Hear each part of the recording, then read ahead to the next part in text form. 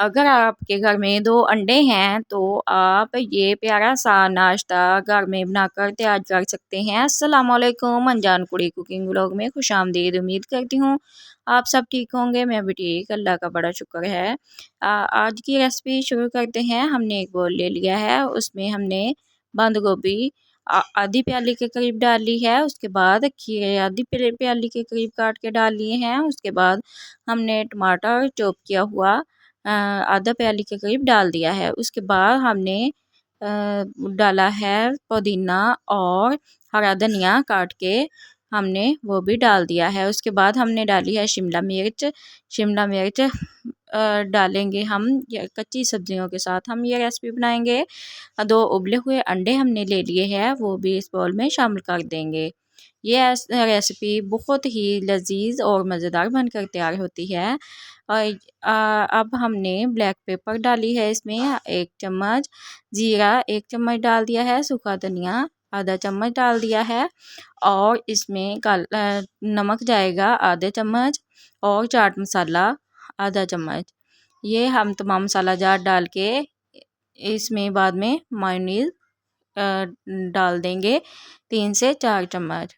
3 से 4 चम्मच मायोनीज़ डालने के बाद इसे हम अच्छे से मिक्स कर लेंगे। ये नाश्ता बच्चों का भी फेवरेट होने वाला है, क्योंकि जो बच्चे सब्जियां नहीं खाते उन बच्चों को आप बंद गोभी शिमला मिर्च वगैरह सैंडविच में डाल के दिया करें, वो सैंडविच तो बहुत शौक से खा लेते हैं। अब हमारा ये मिक्सचर बन के तैयार हो गया है। हमने ब्रेड लिए हैं, ब्रेड के हमने साइड को उतार लिया है, उसके हम ब्रेड क्रम बना लेंगे। अब हमने जो मिक्सचर बनाया था अब इस पे लगा लेंगे छुरी की मदद से, सारा हम इसे फैला देंगे अच्छे तरीके से। उसके बाद ये तमाम मसाला जात इस पे लगाने के बाद हम इसे दरमियान से काट लेंगे। आप मसाले जो शामिल करेंगे वो अपने टेस्ट के एतबार से डाल लीजिएगा, जितना आप कम या ज़्यादा भी कर सकते हैं। और ये देखें कितनी प्यारी लुक आई है बनके माशाल्लाह से।